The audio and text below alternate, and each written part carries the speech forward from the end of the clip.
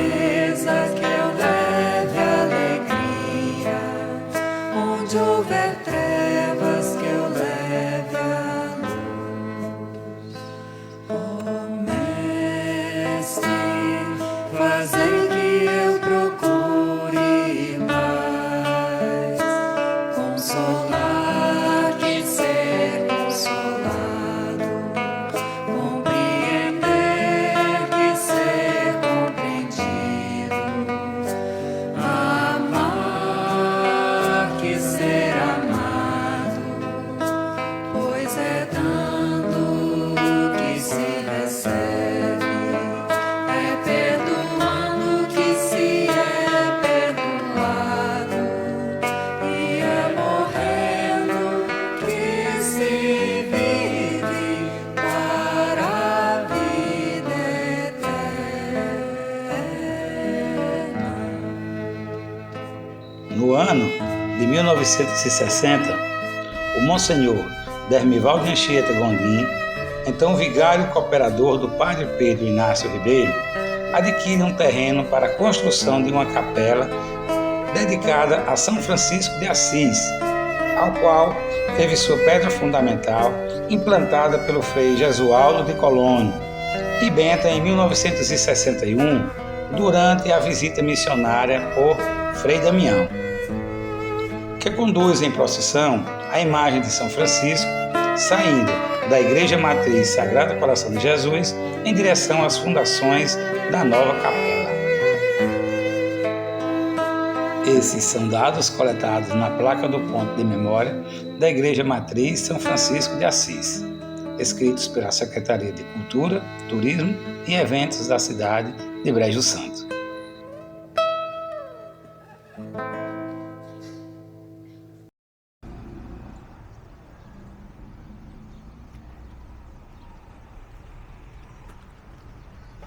No episódio de hoje, eu tenho o prazer de conversar aqui com a Ângela, ela que faz parte da coordenação daqui da Igreja Matriz de São Francisco, certo?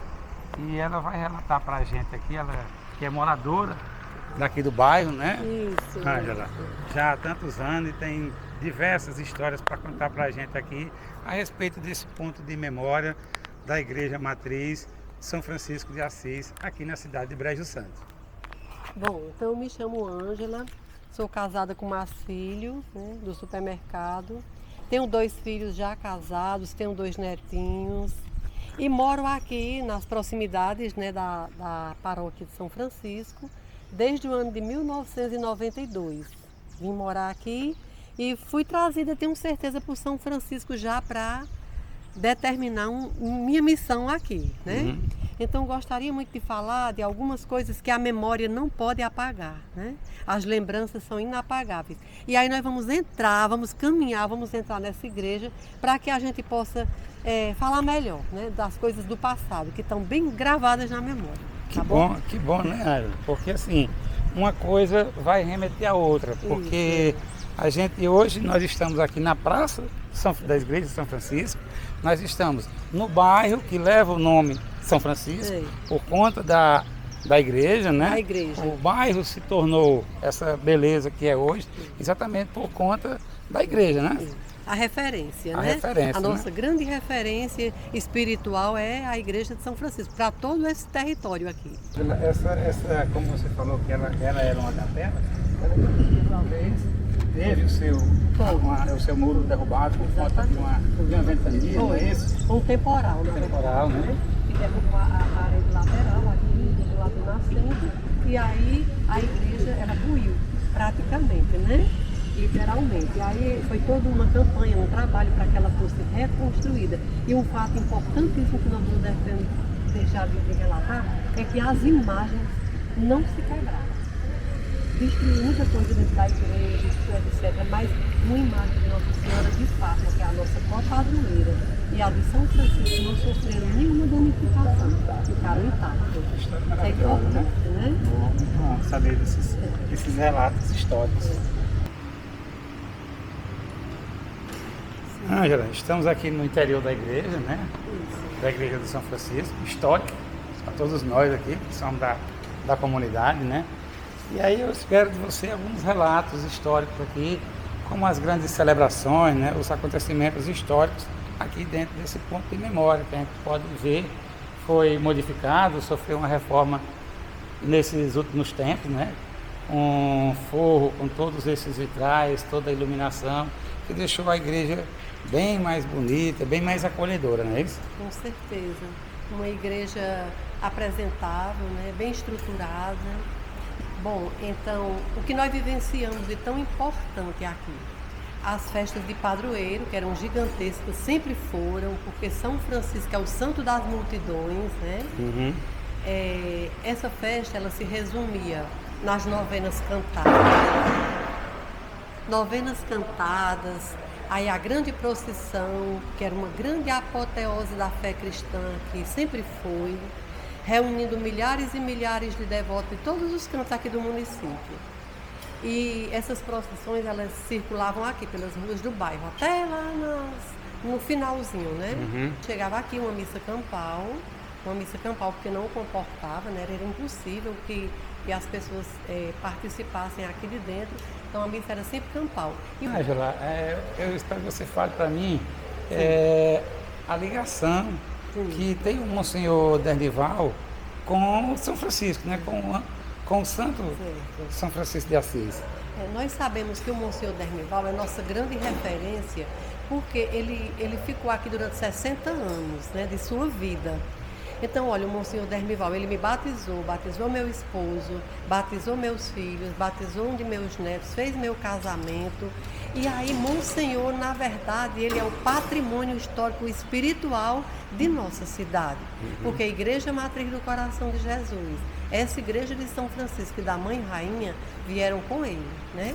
Ele muito devoto de São Francisco, ele costumava ir às festas lá do Canindé, e aí ele mesmo, muito amigo dos frades franciscanos, inclusive Frei Damião, um grande santo, ele teve a grande ideia, a maravilhosa ideia de erigir essa igreja em louvor a São Francisco. Maravilha.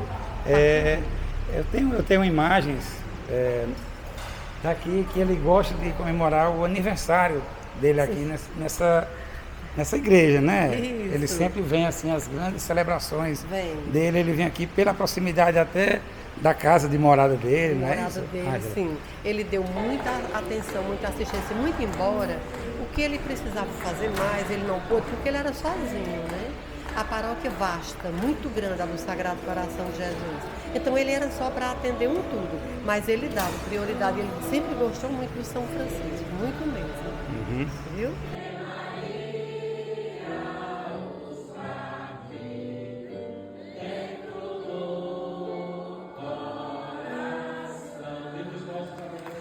As coroações, elas eram muito aqui dentro, elas eram resumidas.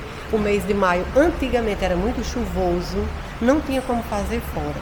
Então, 3 nomes se destacavam muito para essas coroações, que era Dona Lourdes Caetano, Dona Terezinha Pecuara e Dona Inês Carlota. Elas eram quem articulavam todo esse ato celebrativo da coroação aqui dentro. Com o passar do tempo, a coroação ficou sendo ali fora. Se um dia um anjo declarou que tu eras cheia de Deus, agora penso quem sou eu para não te dizer também cheia de graça, ó Mãe, cheia de graça. E até a data importantíssima que você agora quer que eu fale, eu vou falar, que é importantíssima, que foi a data de 13 de novembro de 2016, que aqui subiu a ereção canônica de paróquia. Até isso daí acontecer, nós tivemos aqui 4 padres que vieram para também celebrar ficando aqui. Primeiro foi o padre Edivan Guedes, depois o padre Luciano Pinheiro, depois o padre Reginaldo Pedro, depois o padre Amós, aí sim, depois veio o presente especial de São Francisco. Eu digo é muito, São Francisco nos ouviu e São Francisco nos atendeu mesmo e mandou Padre Arnaldo, porque tudo isso aqui nós devemos a Padre Arnaldo. Essa maravilha, essa beleza, essa transformação. Olha aí que coisa linda, tá vendo? Tá tudo cobertinho, a gente tá vivendo o tempo quaresmal, o tempo penitencial, mas está tudo muito arrumadinho aqui. Bom, então essa capela aqui, importantíssima, né, para todos nós, ela, ali naquele sacráriozinho estão as hóstias consagradas, Jesus vivo, sacramentado, guardado ali, e aqui esses banquinhos onde as pessoas vêm fazer sua genuflexão, onde as pessoas vêm fazer suas orações e vêm conversar com o grande amigo que é Jesus, né? Então não existia essa capela. Nós temos também essa bênção maravilhosa que Padre Arnaldo se preocupou e trouxe para nós. Está aqui, a maravilha de bênção. Qualquer hora de dor, de sofrimento, de angústia, só é correr para cá e a pessoa já sai outra pessoa. E nunca falta alguém aqui rezando, sempre tem. Como diz a fé, né? As portas da igreja estão sempre abertas. Sempre abertas para esse tipo de acolhimento, né? De oração, né? As almas aflitas que vêm se recolher aqui diante do Santíssimo. É sempre um prazer falar com você. Por coincidência, você quer assistir a minha irmã, já fica mais fácil ainda de falar com ela. Se remota a gente aqui, que nós fomos lá do outro lado, né, da Igreja Matriz do Sagrado Coração de Jesus, e o tempo favoreceu nossa família, nós, principalmente a você, que veio ser exatamente vizinha desse monumento histórico aqui na cidade de Brejo Santo, né? Então, é uma satisfação grande, né, você vir falar, já que mora aqui tão perto, podemos até dizer que mora dentro da igreja, né? A igreja é a extensão da nossa casa. Às vezes, ela é até confundida com a casa paroquial. Já chegaram a perguntar se aqui era a casa paroquial e a gente sempre está pronto para servir, né? A nossa paróquia tem mais de 6 anos de fundação. Nós já morávamos aqui quando a paróquia foi fundada, instituída como paróquia de São Francisco, Igreja Matriz de São Francisco de Assis. E desde então que a gente, da melhor forma possível, com muito amor, a gente se dedica, né, aos serviços aqui na igreja.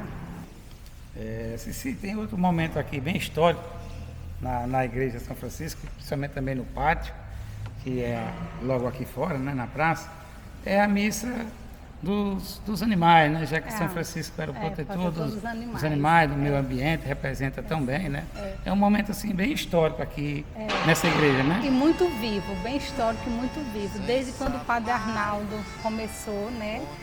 Nas ações dele, dia 4 de outubro, que é o dia de São Francisco, acontece a famosa cavalgada de São Francisco e a bênção dos animais aqui no pátio da igreja. As duas coisas não acontecem ao mesmo tempo, porque acaba que os cavalos tiram o brilho dos cachorrinhos, dos gatos, dos papagaios e periquitos que ficam na praça, e aí ele faz a bênção antes dos animais menores e depois a cavalgada chega. E é lindo de ver, é cachorro penteado, cachorro cheiroso, é cachorro de toda cor, já teve briga de cachorro. Mas as pessoas trazem os animais para benzer. E aí já se tornou também uma coisa bem tradicional, né? Todos os anos, 8 horas da manhã, a bênção dos animais, dia 4 de outubro, dia de São Francisco. E eles vêm, viu, minha filha? Os animais estão aqui. E uma das histórias que a gente lembra muito é na época da Covid, né? Afinal de contas, todo mundo parou, os templos fecharam, tanto esse como tantos outros. E a igreja não podia parar, né? Porque a fé do povo nunca vai diminuir. Pelo contrário, nessa época da Covid, ela foi aumentar, né? Porque as pessoas tiveram mais ainda aquele afinco de apego a Deus, mais socialização com rezas. E aí vocês não podiam parar e fizeram a ação de ter toda essa comunidade envolvida aqui dentro, mesmo a igreja tendo fechado, não é isso? Sim. Durante todo o período da pandemia, né? Nos primeiros dias não, porque foi muito assustador. Mas eu acredito que 8 dias depois, 10 dias, A igreja, mesmo fechada, em todos esses 2 anos, nunca deixou de acontecer missa. Todos os dias, 5 horas da tarde, com todas as portas fechadas, estava aqui o padre, um pequeno coral de 2 pessoas, por sinal hoje o padre Leones, que ele é músico, então ele estava conosco, na época ainda diácono, e ele todos os dias, junto com o padre Arnaldo, vinha para a missa, para a celebração da Eucaristia. E aí, Ceci, eu lembro também que, para retratar bem as pessoas, para elas se sentirem nesse local, eram colados os retratos, né, dessas pessoas que tinham esse apego com esse local, não é isso? Tiveram alguns momentos, né, que nós que estávamos mais perto, eu por morar vizinho e também por não ter nenhuma comorbidade, eu também estive presente e aconteceram, né, todos os atos litúrgicos durante a pandemia. E um dos que muito me recorda foi o Dia das Mães. E aí nós nos organizamos procurando fotografias dos membros atuantes aqui da paróquia, da igreja, e imprimimos essas fotos e pregamos em todos os bancos da igreja todas essas mulheres que sempre estavam aqui. E foi muito emocionante quando nós entramos para o padre celebrar a missa nesse Dia das Mães, que a gente sentiu como se elas estivessem aqui.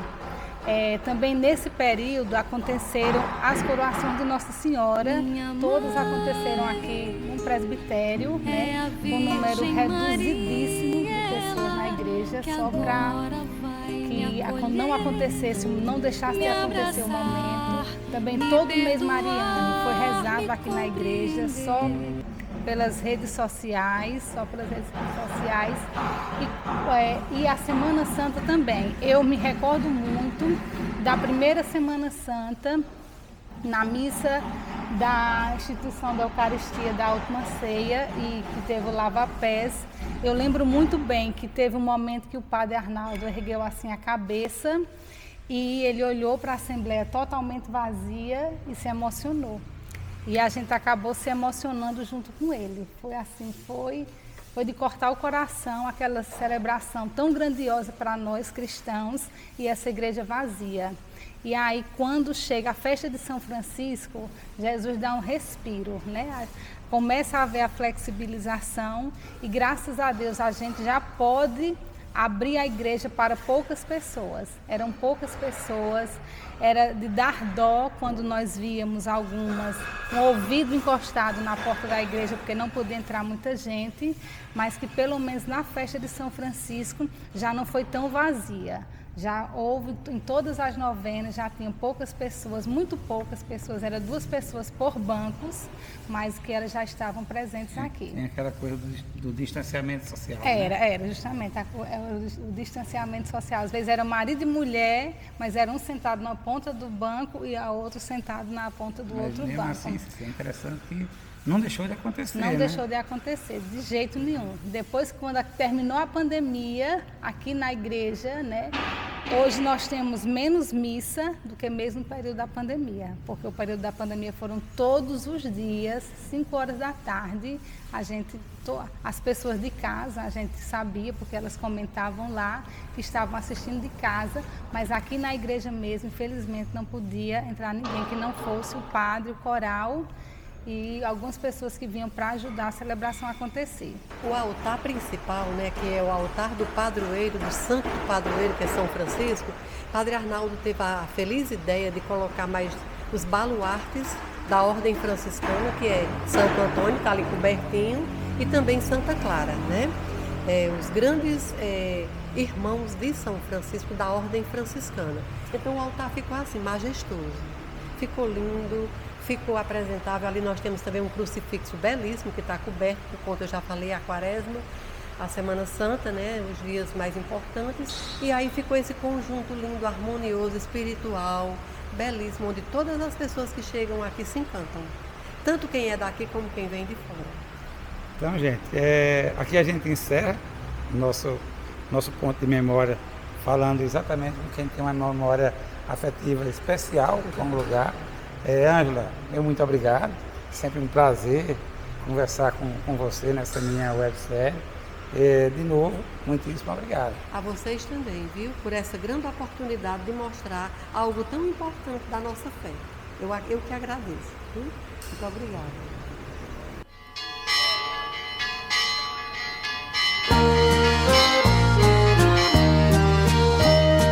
Salve, ó Francisco, que do pé das fragas vens assinalado de sagrada chaga, cheio de amor, cheio de amor.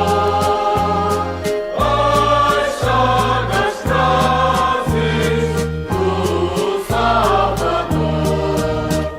Naquelas alturas ásperas ermidas, em ti santas chagas foram esculpidas.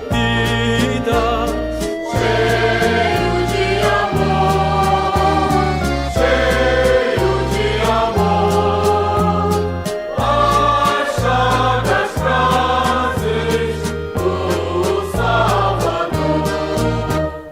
Quando tu oravas com tão grande ardor, quando tu choravas com tão grande dor, cheio de amor, cheio de amor.